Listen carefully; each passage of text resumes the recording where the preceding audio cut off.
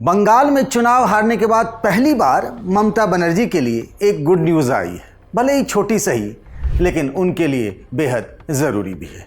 वैसे तो हर दिन कोलकाता से लेकर दिल्ली तक या तो कोई उनका विधायक उनका साथ छोड़ देता है या फिर कोई सांसद। किसी न किसी का विकेट ज़रूर गिर रहा है, लेकिन ममता ने बीजेपी को इस बार फंसा दिया है। वो मामला है लोकसभा के सांसदों का वो मैजिक नंबर जो बनता है 19। बीजेपी के जो नेता टीएमसी के तथाकथित 20 बागी सांसदों का लिस्ट लेकर घूम रहे थे, उसने कागज पर ही दम तोड़ दिया है, क्योंकि 2 सांसदों ने कह दिया है कि हम मरते दम तक ममता दीदी का साथ नहीं छोड़ेंगे, हम उनके साथ बने हुए हैं। बागी गुट के नेता काकोली को बीजेपी की तरफ से 3 दिनों का डेडलाइन दिया गया है कि आप 19 सांसदों का जुगाड़ कर लें। उनकी मदद के लिए इस बार सुष्मिता देव के साथ साथ जो चौंकाने वाला नाम लगाया गया है इस काम में, यानी ऑपरेशन लोटस के लिए, वो हैं सयोनी घोष। ये दोनों कोलकाता पहुंच चुकी है। बीजेपी हाईकमान की तरफ से राष्ट्रीय महासचिव सुनील बंसल भी कल कोलकाता पहुंच रहे हैं। तो क्या बीजेपी अपने मिशन में कामयाब हो पाएगी? राजधानी में आज कर रहे हैं इसी की बात। नमस्कार, मैं हूं Pankaj Jha. Brought to you by Sharda University and Saluja Gold. BJP की स्क्रिप्ट के हिसाब से सब कुछ ठीक ठाक ही चल रहा था जब से बंगाल चुनाव के नतीजे आए हैं, यानी जब वहां बीजेपी की सरकार बन गई है। ये स्क्रिप्ट है टीएमसी में तोड़फोड़ की। विधायकों को लेकर नहीं, वो तो अपने आप टूटे ऋतुव्रत बनर्जी की अगुवाई में। मामला सांसदों का है, खासतौर से लोकसभा सांसदों का। राज्यसभा के सांसदों का तो बारी बारी से इस्तीफा देना उसी स्क्रिप्ट का एक दूसरा हिस्सा है, लेकिन उससे पहले पूरा माहौल बनाना स्क्रिप्ट का दूसरा हिस्सा था। टीएमसी के लोकसभा सांसदों में से 2/3 को तोड़ना ये स्क्रिप्ट का दूसरा हिस्सा है। पहला हिस्सा राज्यसभा का और दूसरा हिस्सा लोकसभा का। हम अब आपको यहां एक बड़ी बात बताते हैं जो शायद अब तक किसी की जानकारी में नहीं होगा। आपको जानकर हैरानी होगी कि बंगाल में विधानसभा चुनाव के नतीजे आए 4 तारीख को, पर उससे पहले ही बीजेपी ने टीएमसी के अंदर अपना आदमी सेट कर लिया था। और वो नेता कौन थी? काकोली घोष, जो पिछले 4 दशकों से ममता बनर्जी की साथी रही हैं। ये उन दिनों से ममता के साथ हैं जब टीएमसी का गठन भी नहीं हुआ था, यानी तृणमूल कांग्रेस बना भी नहीं था। तो टीएमसी के सांसदों को तोड़ने के प्लान में शामिल कर लिया गया था काकोली घोष को, और वो भी बंगाल में विधानसभा चुनाव से पहले ही। एक तरफ तो इस प्लान में बीजेपी थी और दूसरी तरफ थी काकोली घोष। वो चुनाव से पहले ही बीजेपी के 3 बड़े नेताओं के संपर्क में थी। ये सारी बातें 4 मई शाम 4 बजे से पहले की हैं, मतलब जब इसके बाद रिजल्ट आया। बंगाल में बीजेपी को बहुमत मिल गई तो इस पर, यानी इस प्लान पर तेजी से काम शुरू हुआ, क्योंकि तब तक टीएमसी में भगदड़ मचनी शुरू हो चुकी थी। काकोली घोष ने बीजेपी के लीडरशिप को यह भरोसा दिलाया था कि लोकसभा के 2 सांसदों को छोड़कर बाकी सारे सांसद टूट सकते हैं। ये जो 2 सांसद कहे जा रहे हैं कि जो नहीं टूट सकते हैं, वो अभिषेक बनर्जी और महुआ मोइत्रा। अभिषेक तो ममता बनर्जी के परिवार के ही हैं और महुआ आजकल जोर शोर से ममता बनर्जी के साथ नजर आ रही हैं और खूब बोल भी रही हैं। काकोली बड़ी मुश्किल से 13 सांसदों का ही जुगाड़ कर पाई। इसी के दम पर केंद्रीय मंत्री भूपेंद्र यादव के घर पर एक बैठक भी हुई थी, जिसकी तस्वीरें आप सब ने देखी भी थी। जब लगा कि मामला ढीला पड़ रहा है तो बीजेपी ने अपनी ही पार्टी के कुछ नेताओं को इस काम में लगाया। असम के मुख्यमंत्री हेमंता बिस्वा शर्मा ने सुष्मिता देव से संपर्क किया, जो असम की ही रहने वाली हैं, और वो टीएमसी की तरफ से राज्यसभा की सांसद थी। सुष्मिता ने ही सयानी घोष को तोड़ा। सयानी और सुष्मिता दोनों बहुत अच्छे दोस्त हैं। कई बार दोनों साथ ही पार्टी भी करने जाते हैं और इसके वीडियो भी इन दोनों ने एक आध बार अपने इंस्टाग्राम अकाउंट पर भी पोस्ट किया था। इन सब की मदद से ही एक लिस्ट बनी। उस लिस्ट में टीएमसी के 20 बागी सांसदों के नाम हैं, जो पिछले 2-3 दिनों से न्यूज के बाजार में वायरल है।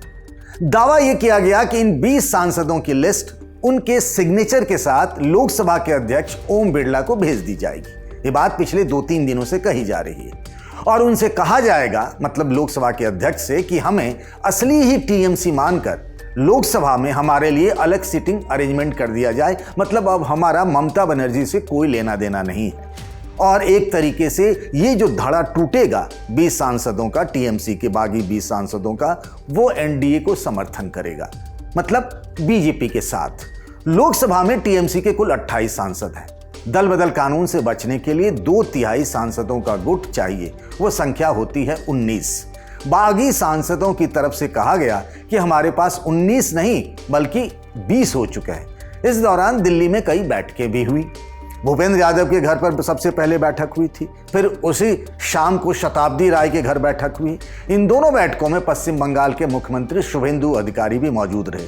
अब चूंकि शुभेंदु टीएमसी से ही आए हैं तो उनके कई सारे दोस्त अभी भी टीएमसी में हैं, इसीलिए वो भी इस जोड़ तोड़ के हिस्से में एक अहम किरदार अभी तक रहे हैं। जब ये सब हो रहा था तो ममता बनर्जी दिल्ली में ही थी और ऐसा लग रहा था कि ममता बनर्जी बेबस और लाचार हैं। जिस तरीके से वो सोनिया गांधी के घर पर दस्तक दे रही थी, उन्हीं के लगातार 5 फोन करने के बाद इंडिया गठबंधन की बैठक भी 2 साल बाद बुलाई गई थी। पर कहानी में यहीं पर एक ट्विस्ट भी आ गया।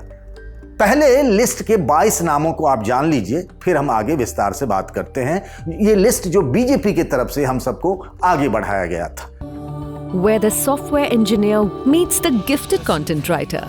The world comes together at Sharda University.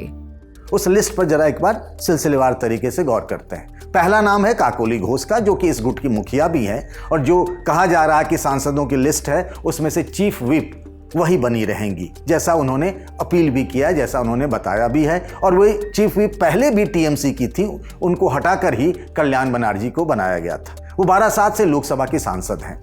दूसरा नाम है जगदीश चंद्र बासुनिया का, जो कूच बिहार से सांसद हैं। इनकी पत्नी संगीता भी टीएमसी की सांसद हैं और वो भी बगावत कर चुकी हैं ममता बनर्जी से। तीसरा नाम है खलीलुल रहमान, जो जंगीपुर से सांसद हैं। यूसुफ पठान बहरामपुर से लोकसभा के सांसद हैं और जैसा हमने पहले भी बताया था कि गुजरात कनेक्शन की वजह से वो भी टूट चुके हैं, जिनको खुद ममता बनर्जी ने बंगाल में लाकर अधीर रंजन चौधरी के खिलाफ खड़ा किया था और वो चुनाव जीते भी थे। पांचवा नाम है अबू ताहिर खान का, मुर्शिदाबाद, एक मुस्लिम बाहुल इलाके से चुनकर आए हैं। पार्थ भौमिक बैरकपुर से लोकसभा के सांसद हैं। अब दिल्ली में जो टीएमसी का ऑफिस 22 राजेंद्र प्रसाद रोड पर रहा, मतलब रहा इसीलिए कह रहा हूं कि अब नहीं है, क्योंकि ये जो सरकारी मकान है ये इन्हीं के नाम पर अलॉट हुआ था और फिर इसमें टीएमसी का दफ्तर खुल गया था। लेकिन चूंकि अब वो बागी सांसदों के साथ चले गए हैं, उन्होंने टीएमसी के लोगों से कह दिया कि अपना झोला डंडा हटा लीजिए, इसीलिए टीएमसी अब दूसरी जगह अपना ऑफिस नॉर्थ एवेन्यू में शिफ्ट कर रही है। 7वां नाम है बापी हल्दर का, जो मथुरापुर से लोकसभा के सांसद हैं। 8वां नाम सयानी घोष का, जादवपुर, जिस नाम पर सबको बहुत आश्चर्य हो रहा है कि क्या सयानी घोष भी ममता बनर्जी का साथ छोड़ सकती हैं, पर यह सच है। 9वां नाम है माला रॉय, जो साउथ कोलकाता से है। इसी साउथ कोलकाता से ममता बनर्जी कई बार सांसद चुनी गई। 10वां नाम मिताली बाग, जो आराम बाग से लोकसभा के सांसद हैं। 11वां नाम है दीपक अधिकारी उर्फ देव, जो घाटाल से सांसद हैं और ये फिल्म एक्टर है। 12वां नाम कालीपत सोरेन, झारग्राम से। 13वां नाम जून मालिया, मेदिनीपुर से। 4था नाम अरूप चक्रवर्ती, बांकुड़ा से। 15वां नाम शर्मिला सरकार, वर्धमान पूर्व से, जो भूपेंद्र यादव के घर पर हुई बैठक में शामिल थी। 16वां नाम है शताब्दी राय, बीरभूम से, ये लोकसभा के सांसद है। कह रही हैं ममता दीदी को हम बहुत मिस करेंगे। 17वां नाम है रचना बनर्जी का, जो हुगली से सांसद है। 18वां नाम है प्रसून बनर्जी, जो हावड़ा से हैं। और 19वां नाम शत्रुघ्न सिन्हा, आसनसोल से लोकसभा के सांसद। और 20वां नाम है प्रतिमा मंडल, जयनगर से। भारत का सबसे भरोसेमंद Saluja gold TMT bars. Saluja gold TMT. अब सही पकड़े हो कॉन्ट्रैक्टर बाबू, मजबूती सब कुछ है। आखिरी जो 2 नाम हैं वही सबसे गौर करने वाले भी हैं, शत्रुघ्न सिन्हा और प्रतिमा मंडल। इनके बारे में काकोली घोष ने दावा किया था कि इनके ऑनलाइन सिग्नेचर हमें मिल गए हैं, पर दोनों ने कहा है कि सब झूठ है। हम ममता बनर्जी के साथ थे, हैं और रहेंगे भी। पहले दोनों को सुन लेते हैं कि उन्होंने अपने मन की बात में क्या कहा है। जहां तक बागियों का सवाल है, मुझे तो खुद ही कुछ लोग बागी समझते हैं और मैं हमेशा कहता हूं कि अगर सच कहना बगावत है तो समझो हम भी बागी हैं। लेकिन जहां तथाकथित बागियों के बीच हमारा नाम गया है, वो तमाम अपने ही लोग हैं, अपने ही दोस्त लोग हैं, अपनी विचार से वो लोग गए वहां पे, उनके बारे में मुझे कुछ नहीं कहना है। लेकिन मेरा नाम उसमें शामिल नहीं है। मैंने कोई दस्तखत नहीं किया है, कोई सिग्नेचर नहीं है, मैंने ना हामी भरी है और ना ही, टू बी वेरी फेयर, उनके लिए मैं सच कहूंगा, उनमें से किसी ने मुझे कांटेक्ट भी नहीं किया है। हो सकता है कुछ लोग टेकन फॉर ग्रांटेड समझ के आगे बढ़ गए हों, लेकिन किसी ने हमें कांटेक्ट नहीं किया है। और जिन लोगों ने कांटेक्ट किया है, चाहे वो भारतीय जनता पार्टी के हमारे मित्रगण हों, चाहे अन्य पार्टी के, अन्य जगह के, मैं उनका भी आभारी हूं। उन्होंने बहुत अच्छे मन से, बहुत मेरा भलाई सोच के उन्होंने कहा होगा, निमंत्रण दिया, आमंत्रित किया अपनी ओर।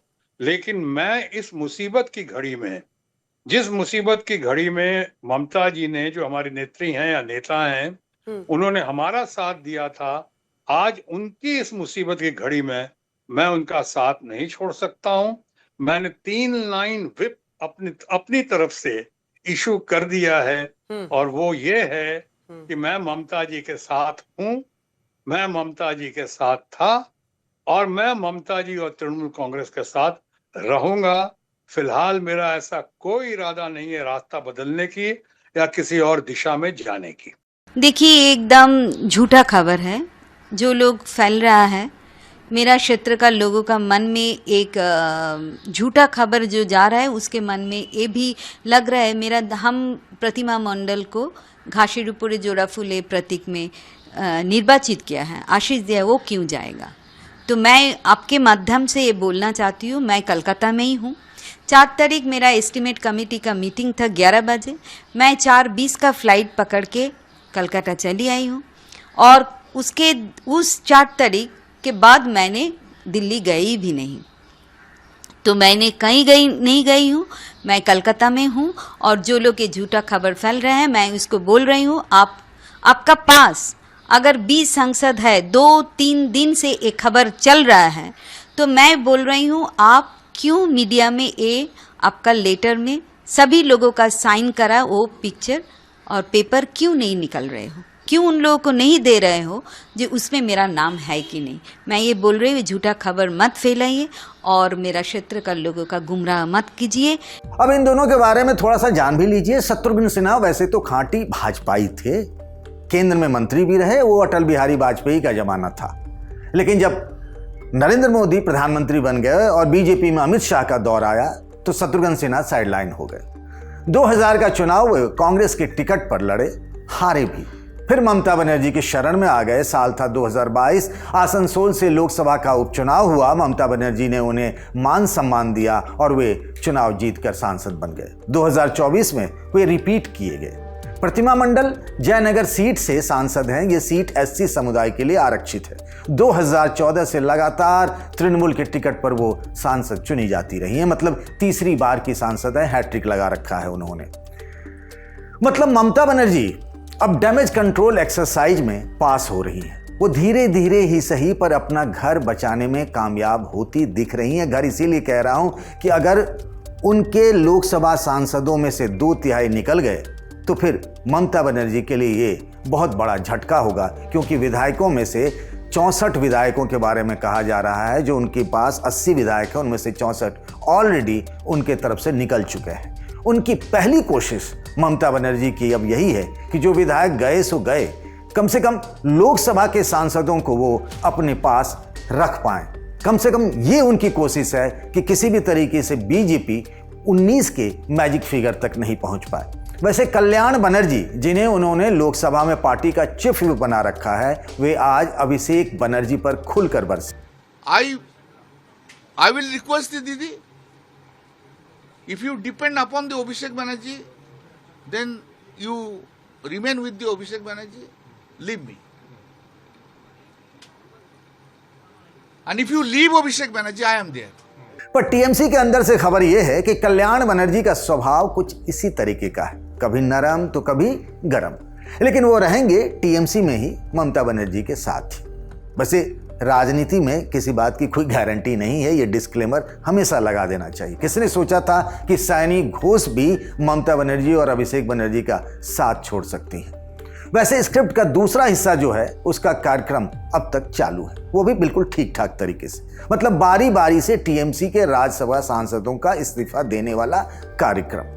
आज राज्यसभा सांसद प्रकाश चिकबाड़ाइक ने राज्यसभा के सभापति को अपना इस्तीफा सौंप दिया है। आदिवासी समुदाय से आने वाले बड़ाइक राज्यसभा के तीसरे सांसद हैं जिन्होंने इस्तीफा दिया है। इससे पहले सुष्मिता देव और सुखेंदु शेखर राय भी रिजाइन कर चुके हैं राज्यसभा से। ये दोनों तो पार्टी भी छोड़ चुके हैं। राज्यसभा में टीएमसी के कुल 13 सांसद हैं, अब तक तो थे कहिए, क्योंकि 3 तो ऑलरेडी रिजाइन कर चुके हैं, तो अब संख्या हो गई है घटकर 10। राज्यसभा का खेल बड़ा आसान है, वो इसीलिए आसान है कि आप इस्तीफा दे दीजिए, उसके बाद बाईपोल होगा यानी उपचुनाव होगा। और इसमें गुणागणित ये है कि जिस पार्टी का बहुमत होता है विधानसभा में वही राज्यसभा का उपचुनाव जीतता है। जो भी सांसद इस्तीफा देगा बीजेपी उसे अपना उम्मीदवार बनाएगी और फिर वो आसानी से राज्यसभा का उपचुनाव जीत सकता है। अब एक और नाम है बाबुल सुप्रियो। बाबुल सुप्रियो के बारे में ये है कि वो बीजेपी में भी रहे और टीएमसी में भी रहे, तो दोनों घाट का वो पानी पी चुके हैं। कुछ दिनों पहले तक वो बंगाल में टीएमसी सरकार में यानी ममता बनर्जी की सरकार में मंत्री थे और 2-3 महीने पहले ही राज्यसभा के वो सांसद बन गए। ये कहा जा रहा था कि कहीं वो भी तो नहीं बीजेपी चले जाएंगे, पर बीजेपी ने ही उनके लिए नो एंट्री का बोर्ड लगा रखा है। तो बाबुल सुप्रियो कह रहे हैं कि हम जहां हैं वहीं हैं, कोई कंफ्यूजन नहीं है। कोलकाता से एक वीडियो आया है और कुछ तस्वीरें भी आई हैं और ये है वहां के नेताजी सुभाष चंद्र बोस एयरपोर्ट की। सुष्मिता देव और सायोनी घोष दोनों साथ साथ कोलकाता पहुंचे। सायोनी घोष का जो अंदाज वहां दिखा, यानी उनकी वेशभूषा, वो सायोनी घोष जिनको लोग जानते हैं उस तरीके की सायोनी नहीं थी।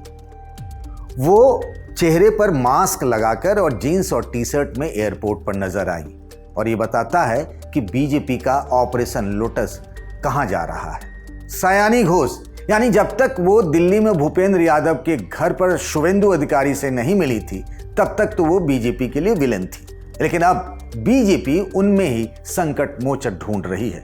जो 2-3 सांसद लोकसभा के टीएमसी के कम पड़ रहे हैं, क्या सायोनी घोष, काकोली घोष, सुष्मिता देव ये सब बाकी लोग बीजेपी के नेताओं के साथ मिलकर जुगाड़ कर पाएंगे क्या? क्योंकि कहावत है कि घर का भेदी लंका ढाए, या फिर जिस ममता के लिए सायोनी उन्हें अब तक शेरनी कहती थी वो ममता सायोनी पर सवा शेर साबित होंगी क्या? बताइएगा जरूर कमेंट बॉक्स में। राजधानी में आज के लिए बस इतना ही। इस वीडियो को बनाया साथी शुभम तिवारी ने। बाकी खबरों के लिए बने रहिए द लल्लन टॉप के साथ।